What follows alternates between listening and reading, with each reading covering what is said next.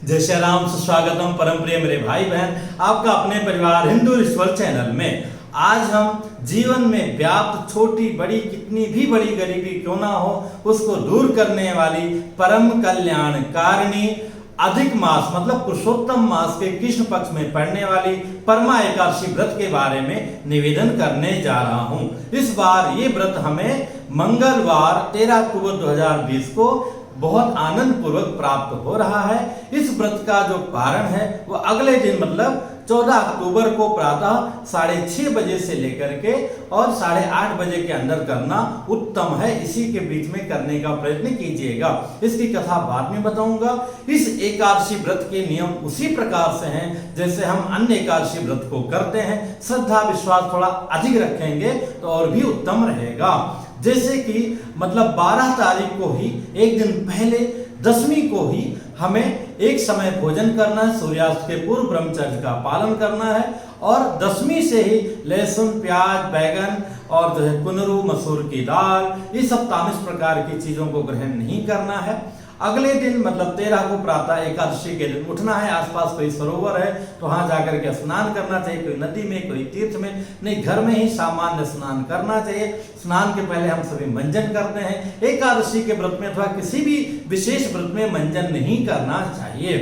उसमें अगर आपने अलग ब्रश रखा है एकादशी वाला तो उस ब्रश से आप ब्रश कर लीजिए, अलग जीवा है उससे जीवा भी कर लीजिए, नहीं उंगली से भी काम चला लीजिए, गर्म पानी से गलारा कर लीजिए, कुल्ला कर लीजिए, बहुत ही अच्छा रहेगा। स्नान कीजिए, स्नान में भी जो है शैम्पू का साबुन का प्रयोग नहीं करना चाहिए, कोई भी क्रीम पाउडर इस प्रकार के परफ्यूम वगैरह कुछ भी यूज नहीं करना चाहिए। बहनों को भी जो स्पेशली नेल पॉलिश और लिपस्टिक तो बिल्कुल भूल करके किसी भी पूजा में नहीं लगाना चाहिए। इसके पश्चात जो है मध्याह्न काल में भगवान श्रीमन नारायण महालक्ष्मी जी के साथ पूजा करने का बड़ा भी विधान है। वो भी अपने आचार्यों पुरोहितों को बुला करके हमें अगर जीवन में हमारे भगवान न करें विशेष गरीबी है तो निश्चित अपने आचार्यों को बुला करके उनके द्वारा भगवान की पूजा करा के उनको फलाहार इत्यादि करा करके विधिवत उनको दक्षिणा दे करके अपने घर से विदा करना चाहिए। उसके पश्चात अगर दोपहर में नहीं हो पाया तो संध्या वेला में ये कार्य आप कर सकते हैं अथवा प्रातः भी कर सकते हैं। प्रातः कर लिया तो अभी हमें मध्याह्न में संध्या वेला में भगवान की विशेष आरती इत्यादि करना चाहिए, संकीर्तन करना चाहिए, पवित्रता से रहना चाहिए। और जैसे कि एकादशी व्रत का नियम होता है कि सबसे उत्तम है हम निराजल रहें अथवा जल पी के रहें अथवा केवल दूध पी के रहें अथवा केवल जो है 2 समय दूध ले लिया, 2 समय जल ले लिया और नहीं हुआ तो कुछ ड्राई फ्रूट वगैरह ले लिया, फ्रूट्स ले लिया। ये जो सिंगारा का आटा है और ये राजगिरे का आटा है, दूसरा जो है साबूदाना वगैरह लोग खाते, सब कचरा है, सब नहीं खाना चाहिए। इसके पश्चात जो है अगर नहीं हो सकता है तो एक समय जो है जय जय सिया राम जो कुछ आप चाहें उस तरह से, मैं तो कहूँगा फल ही लीजिए, बाकी चीजें ना ले लीजिए, न ग्रहण कीजिए। जो बच्चे हैं, वृद्ध हैं, बीमार हैं, उन सब के लिए छूट है, उनको भी लेकिन चावल बैगन कुरु ये सब का घर में लहसुन प्याज इत्यादि का प्रयोग न करके शुद्धता से जो है भाजी और जो है चपाती अथवा रोटी जिसको बोलते हैं वो बना करके उनको दे दीजिए। उसके बाद में रात्रि जागरण करना चाहिए। प्रातः उठ करके मतलब 14 को प्रयत्न कीजिए 8:30 के पहले ही 8 बजे के अंदर ही पूजा वूजा हो जाए, ब्राह्मण को जिमा करके पुनः उस दिन का विधान है जिमा करके उनको विदा कीजिए। नहीं ब्राह्मण मिल पाएंगे तो आप कच्चा राशन निकाल करके रख दीजिए और उसके बाद में गौ माता मिले तो उनको जिमा दीजिए, नहीं उनके भी निमित्त ग्रास निकाल करके बाहर रख दीजिए। उसके बाद में आनंद पूर्वक पारण कर लीजिए। इस व्रत की जो कथा आती है युधिष्ठिर जी के पूछने पर भगवान श्री कृष्ण जी ने जो बताया वही मैं आपको। प्राचीन काल में काम्पिल्य नगरी में सुमेधा नाम के ब्राह्मण थे, बहुत विद्वान थे और विद्या होने के बाद में विनय होना बहुत ही आवश्यक है, सरलता होना उससे भी बड़ी बात है। वैसे ही सरल थे, सभी के लिए कल्याणकारी थे और अपना ही नहीं उनकी पत्नी जी भी जो है उनसे भी ज्यादा तपस्वी थी।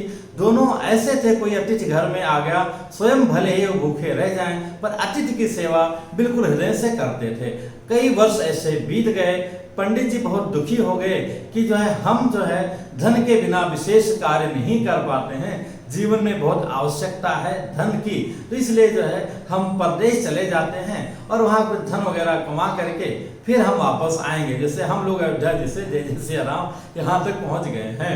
तो पत्नी जी ने कहा कि धैर्य रखिए प्रभु, देने वाले परमात्मा हैं, देना उन्हीं को है, और निश्चित है कि हम पूर्व जन्मों का कृत्य और कर्म भोग रहे हैं, तो ठीक है, भोग करके हमारी छुट्टी हो रही है, और भगवान पर भरोसा रखिए, जिस प्रभु को वहां देना है उन्हीं की तो स्तुति करनी है, तो अपने घर में बैठ करके कीजिए, तो वही जो है यहाँ दे देंगे। पंडित जी ने पंडितानी जी की बात मान लिया, श्रद्धा नियम पूर्वक घर में जैसे पहले रहते थे और भी भगवान पर भरोसा करके रहने लगे, लेकिन कहीं ना कहीं अभाव से जीवन बड़ा ही दुखित होता था। सच में मेरे भाई बहन, जीवन में धन का अभाव सबसे बड़ा अभाव होता है। नहीं दरिद्र सम दुख जग माही, संसार में गरीबी से बड़ा कोई दुख नहीं होता है। कोई भी सत्कर्म आप करना चाहते हैं तो वहाँ धन की आवश्यकता होती है। ऐसे वो बहुत दुखी थे ब्राह्मण देवता। एक बार मध्याह्न काल में उनके घर के पास में कौंडिल ऋषि पधारते हैं, पति पत्नी जाकर के उनका चरण पखारते हैं, अपने घर में बुलाते हैं, जो भी पत्रम पुष्पम फलम घर में था उसके पूर्वक विधिवत उनकी जो है सेवा करते हैं। ऋषि बड़े प्रसन्न होते हैं, कहते हैं कि मांगो, क्या मांगना चाहते हो। तो वो अपनी बात बताते हैं कि प्रभु, धन के अभाव में हम लोग बहुत ही उस तरह से कार्य नहीं कर पाते हैं। ऋषि ने कहा चिंता मत करो, ये आने वाली परमा एकादशी का व्रत करो, परम कल्याणकारिणी ये व्रत है।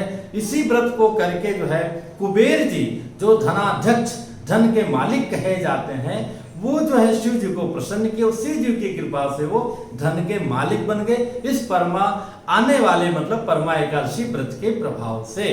तो आप लोग भी करो। ऋषि की बात उन लोगों ने मान लिया, उन लोगों ने एकादशी का व्रत किया।